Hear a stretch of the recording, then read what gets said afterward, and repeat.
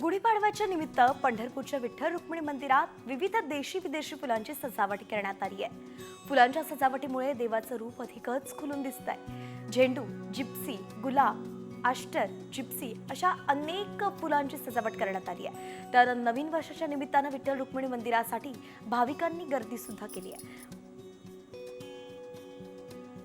विठ्ठल रुक्मिणी मंदिरातून आढावा घेतलाय आमचे प्रतिनिधी भारत नागणे यांनी। पाहूयात। आज मराठी नववर्ष अर्थात गुढीपाडवा आहे आणि या गुढीपाडव्याच्या निमित्ताने पंढरपूरच्या श्री विठ्ठल रुक्मिणीच्या दर्शनासाठी भाविकांनी आज मोठी गर्दी केलेली आहे। आज पहाटेपासूनच खरं तर नवीन वर्षाचं स्वागत आणि नवीन वर्षाचा प्रारंभ म्हणून अनेक भाविक विठ्ठलाच्या दर्शनाने सुरुवात करतात। मराठी नववर्ष आहे आणि या निमित्ताने मंदिरामध्ये आकर्षक अशी फुलांची सजावट केलेली आहे। रांजणगाव येथील नानासाहेब पाटील या भाविकांनी विठ्ठल मंदिरामध्ये आकर्षक अशी फुलांची सजावट केलेली आहे। कॉमस्कोर नुसार आता isakal.com आहे देशातील नंबर 1 ची मराठी न्यूज वेबसाईट। प्रत्येक अपडेटसाठी isakal.com ला नक्की भेट द्या। या सजावटीमुळे खरं तर विठ्ठलाचं रूप अगदी खुलून दिसतं आहे।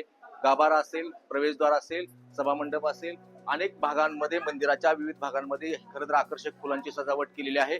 देशी विदेशी फुलांची ही सजावट खरं तर भाविकांचं लक्ष वेधून घेते आहे।